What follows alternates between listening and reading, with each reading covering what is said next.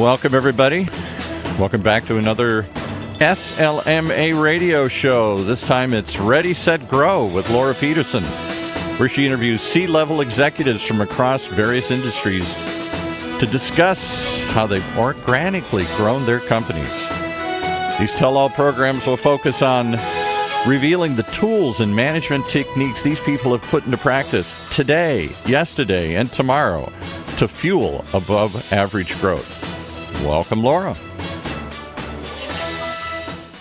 Well, we're just barely hearing. We could just speak up a little bit there. Welcome, Paul, and welcome everyone to the Ready, Set, Grow SLMA radio show, where we gain insights and wisdom from members of the C-suite on how to grow organically and the role they expect marketing to play and how they will measure marketing's contribution to growth. Thanks for tuning in. If you missed our previous episodes, you can catch the replays on our recordings with our guests, Ziggy Shanklin, CEO of White Cloud Security, J.T. McCormick, CEO of Scribe Media, and Dave Sikora, CEO of Alter, on our website at visionedgemarketing.com. Today, we're fortunate to have Kevin Jones, formerly CEO of Anovia, join us. He is an expert in the payments industry. Now, Kevin's on his way to Nashville. We're here in Austin. He made a little pit stop to join us today, and we're very excited to have him. He's heading to Nashville, where he's going to take the helm of a new company that focuses on software integration to create added simplicity for merchants. Once he's out of stealth mode, we'll tweet about it. Remember to follow us on @LauraVEM for when Kevin's ready to spill the beans. Here's what I can tell you, though, in terms of what I know about Kevin. He is all about driving growth through innovation, strategic partnerships, a results-oriented culture, and keen risk management practices. And he has the track record to prove it. He founded Anovia Payments in 2013, and in its first 4 years, the company had over 12,500 business customers. Here's something else to know about Kevin. He believes in building nimble, flexible organizations that succeed as a result of developing long, mutually profitable relationships. Kevin, thanks for making a stop here in Austin to join us today. Nice to be here. Okay, so let's talk about growth. Excellent. As a CEO and an executive, and this is obviously not your first rodeo, where does organic growth typically fit on your priority list? So the way I think about organic growth is, at the end of the day, for specifically a startup organization, organic growth is the number one key to success. The way I approach this, however, strategically is really to prioritize many parts of the business before specifically pursuing growth. So examples are being really passionate about the user experience, the customer service and support processes, product and technology advancements. So really those are focused on so you can deliver true differentiation to the customer. I think once that differentiation exists and you can articulate it appropriately, then the growth curve is ready to really begin. That makes a lot of sense to me. So here you're going to be starting a new company. You've got lots of experience in this space. What do you think are the biggest challenges companies face when they're trying to achieve organic growth? I think specifically in fintech right now, one of the biggest challenges is racing to keep up with the innovation and technology that's really fragmenting the market. And I think just because technology is evolving at such a rapid pace, that is probably what a lot of people feel in a lot of different marketplaces. We're in an unusually innovative period in fintech right now, which is super exciting, but it also forces you to make some bets. So I see technology as a great opportunity, but it does force you to focus really heavily on hiring fast-paced, highly intellectual folks with a lot of energy that can rise to the top through chaos. And having the appropriate focus on that technology and being nimble, as you kind of said in your opening dialogue, is really important. I'll give you an example. When I got into the payments industry several years ago, about 10% of our total employees were technology-focused employees, dev, et cetera. At Anovia, as I left, we had 120 employees and 60 were dev. So 50% of the organization was technology. So it just shows how technology and innovation is rapidly kind of changing the marketplace, and that's a definite challenge. The other challenge is really competition. As businesses evolved, there's a diverse cast of competitors that I really respect. So creating true differentiation and simplicity in the UI is what's gaining market share from an organic growth perspective. So that's really interesting that you're talking about differentiation. I want to come back to that because that's a key aspect of marketing. But before we do that, one of the other things that you brought up is the people. and the culture. You're talking about energetic, intelligent, somewhat technically savvy, right? Yep. So let's talk a little bit about the kind of culture that you think is really vital for any company that wants to grow organically. So what do you think are the top three? Just give me three, because I know you, and you probably could spend our whole episode talking about culture. But what would be the top three things that you would say that an organization needs to have in terms of culture? In an actual employee? In a culture of the organization. It doesn't have to be specific to employees. So I think innovation, I really am a big believer in a performance-based culture. In other words, those who perform continue to rise. And fast-paced and energetic, because I think those are the key things that it takes to create value. And I think from a team perspective, just to add one more, the bottom line is you see more and more as I've evolved as a leader that having employees that feel valued is the key to kind of getting that energy. I agree. In our company at Vision Edge Marketing, it's all about the numbers, right? We started as a company that's focused on data and measurement and process, all for the purpose of performance measurement and management, and being able to understand how to use that data to propel growth. So I totally agree with the notion. And I think innovation is a really important message too. So you were talking a little bit about differentiation, and you're in fintech and electronic payments. Right. This is a somewhat mature market space, even though there's innovation occurring in it. But we've been doing Right. electronic payments for a while. This is not a disruptive technology. So what role do you think marketing is going to play, and how do you leverage marketing to help you with true differentiation? The way I look at fintech right now is that marketing has to truly lead the organization. So when I build organizations, it's really one of the first things that I focus on to ensure that we have the appropriate marketing that can drive from the front of the organization. And our marketing teams are always really involved in every decision, not just marketing decisions, because I think, as kind of I mentioned in my first response, product technology and simplicity are really core to creating better user experience at the consumer and the business level. And if you do that, if you're able to create good product, good technology, you've got to be able to find a way to articulate those differentiations between you and your competitors really well, and then inculcate those in the market in such a way that your end consumers and your end businesses understand what differentiates you. So I'm a huge believer in really even walking into organizations as a friend and saying, what differentiates you? What is the one thing that differentiates you? All right, take that to the market and inculcate that. Yeah, that makes really good sense. So how well do you think marketers and marketing organizations, whether in the space that you're most familiar with or because you have a lot of exposure to other businesses, how well do you think marketing is doing on really being able to be that critical player that is leading from the front, so to speak? I think it's really interesting because financial technology and specifically electronic payments it's at an interesting time because electronic payments initially started on the third floor of a bank in New York. And as such, there's a heavy concentration of big players on the East Coast that do a really good job. But over the last 5 to 7 years, we've seen a tremendous influence come in from, say, Silicon Valley and other big tech hubs. And, you kind of see the East Coast guys really have the compliance and understanding of how to build sustainable payments engines. And then you have the innovation and user experience come from the other side. So you see a pretty drastic difference between one competitor to the other as to how they're utilizing marketing. Whether one is looking at it as like trade show booths, websites, and collateral, and the other is looking at it as creating true differentiation and simplicity that disrupts the user experience in such a way that sometimes even when those other things aren't in perfect order, they still win. The first is kind of very tactical, right? Kind of down in the weeds, getting the stuff done. And that's kind of marketing with lowercase m, right? Right. What you're really talking about is marketing uppercase M, right? Capital M. Right. And so when you're thinking about the capital M and you're thinking about what you know, how well, on a scale of 1 to 10, how well do you think marketing as a discipline is able to be the capital M? I think they're able at a 9, but I think they're operating at a 6. That's a really great distinction. I think that there's probably that's a very insightful comment. So I think you're right, operating at a 6 based on what we've seen and what we've experienced. So what are the two things that you believe marketing then could do better to get from operating at a 6 to operating at a 10? I really think two of the biggest things are market analysis and productization of the differentiators.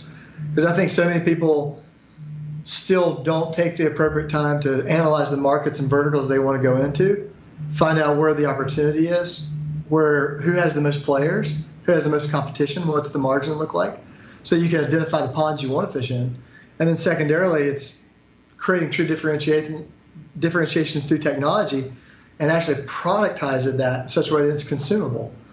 And then last but not least is driving that into the marketplace. So you're bringing up something that is really truly marketing, strategic and product marketing, and yet today so many folks think about marketing as the digital marketing world, right? Which is why you were saying so much down in the weeds, the website, the email campaigns, the social media, the content, right, events. And what you're really saying is doing market analysis. I mean, that's a true skill set of being able to understand how to do research, customer research, market research, competitive intelligence, productization. I mean, again, these are tried and true, original, what you would call the roots of strategic and product marketing.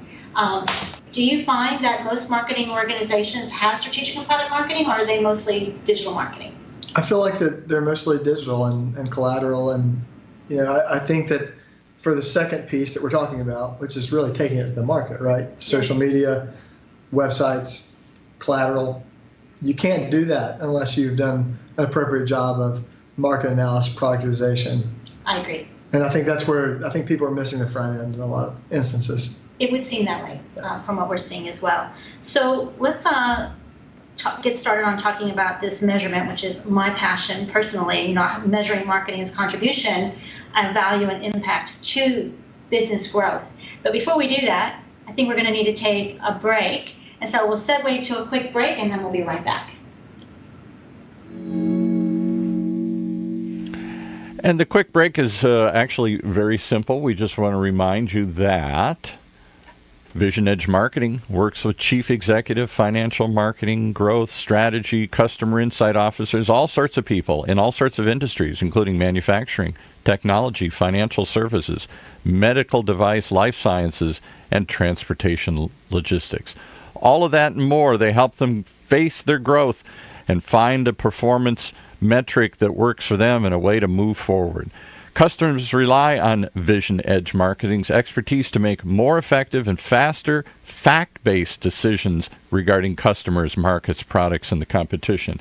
And they show them how to improve and prove the value of marketing and leverage data analytics processes and measurement to increase their overall relevance and ability to deliver greater impact. All that and more, it's a lofty goal, but they deliver it every day. You can too at visionedgemarketing.com. Just like it sounds, visionedgemarketing.com. All right, we're going to get back to our show, and I'm going to encourage both of them to lean in a little bit closer to the mic. I know they're getting excited and they're moving back away from it, so we want to pick up every nugget and bit of wisdom here. Okay, we're sitting on top of the mic. Okay, get close. We really cozy. We want to get close. We want to feel cozy and connected with you here. Get closer. Okay, so thank you, and we're back, and we're really excited to have Kevin Jones with us today talking about organic growth and marketing. So as I was saying, and Kevin was talking about, Kevin's going to be bringing up another company in the electronics payments fintech space. I don't know if Kevin knows this, but I actually started my career in financial services a long time ago, so we won't go there. But I think it is important to talk about, particularly in the financial services and fintech space, the numbers that matter, because, these are organizations that are ran by people who care about the numbers. And so let's talk a little bit about how you might go about measuring marketing's value and contribution. Now, in your new company, obviously it's going to be about customer acquisition. It's a brand new company, is going to be really important. But one of the things that you were saying earlier is also customer experience, right? And I'm assuming that you'll be looking at, referral rate, adoption rate. Those are kind of things that come to my mind when I'm thinking about the kinds of companies you ran in the past. How do those measures play, and what else do you care about?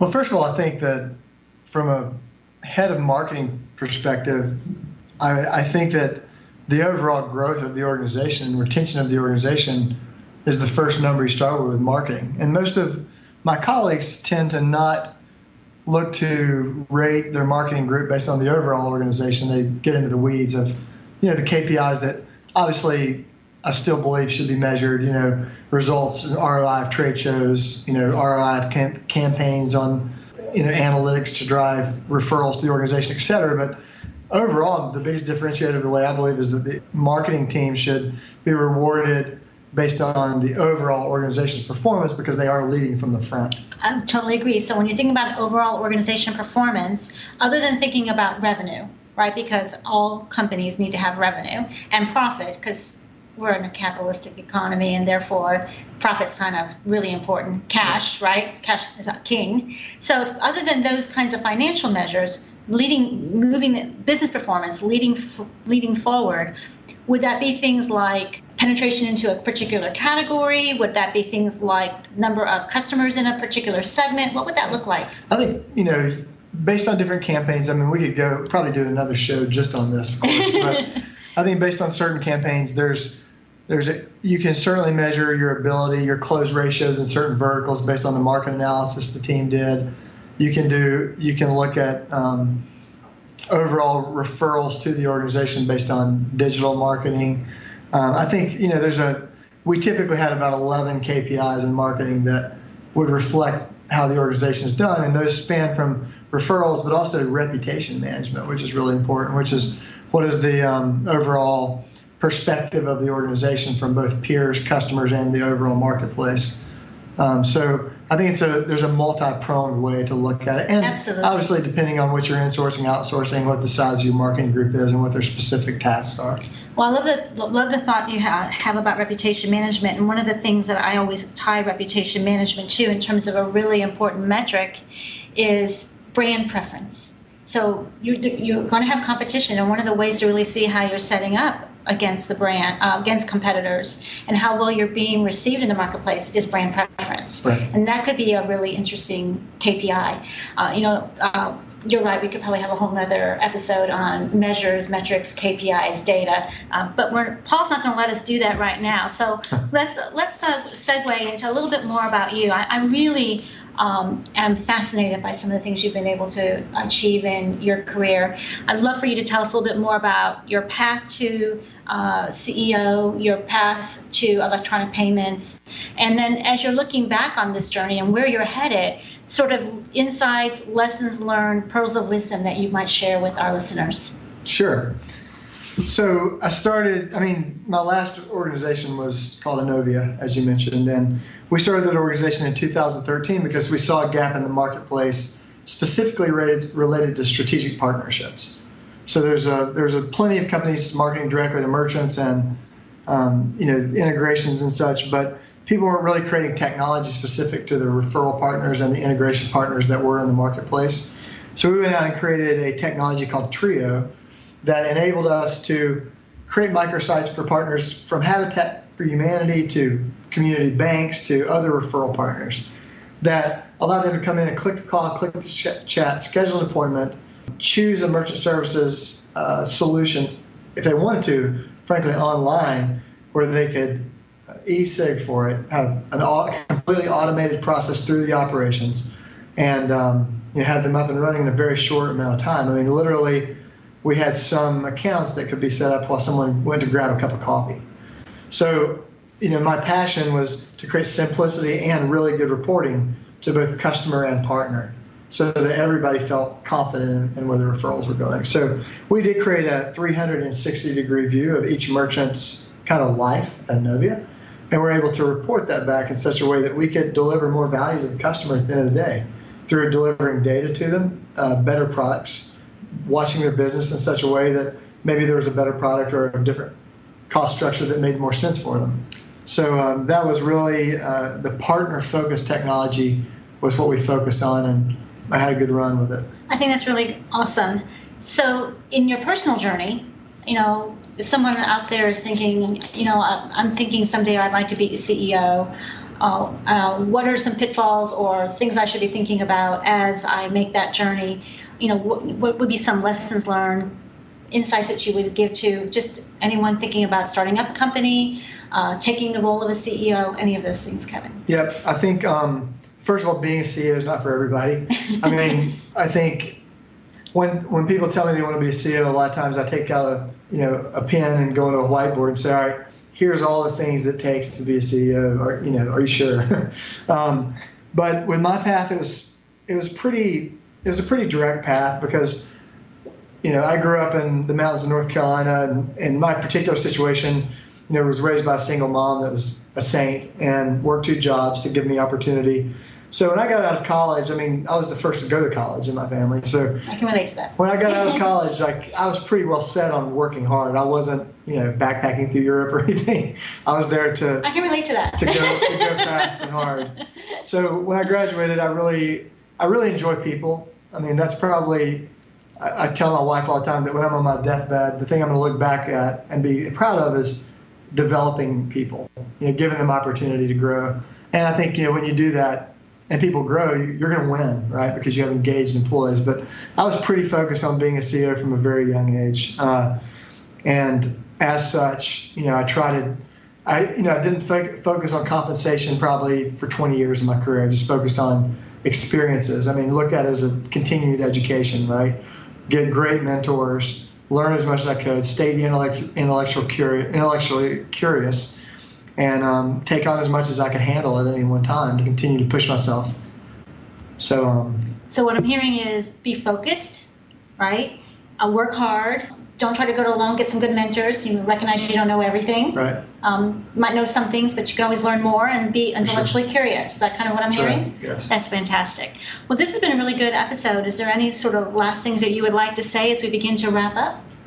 Yeah, I think, for people that are looking to continue to grow, I think being comfortable being uncomfortable is probably the main thing I've said for 15 years. You can't do it alone. No matter how good you are, and if you try to, you're going to eventually fail. So find people that you can pull and that can also push you. And then prioritize family, especially if you want to be a CEO. I've seen so many people that find a ton of success and they end up in a really big house alone, and that's not good. That's sad. So I think you have to prioritize your family really highly. And then last but not least, I think maintaining respect for everyone and staying humble. Regardless of success you have, is a recipe for a happy life, So those are probably the 4 pieces of advice I would give people there. That's excellent advice. Well, really appreciate you making a stop here in Austin. Wish you all the success with the new endeavor. Can't wait to hear more about it. And with that, we'll turn everything back over to Paul. And come listen to us at visionedgemarketing.com. We'll have where we have the previous episodes. And if you missed out on this one, we'll have it up and running soon too. All the best.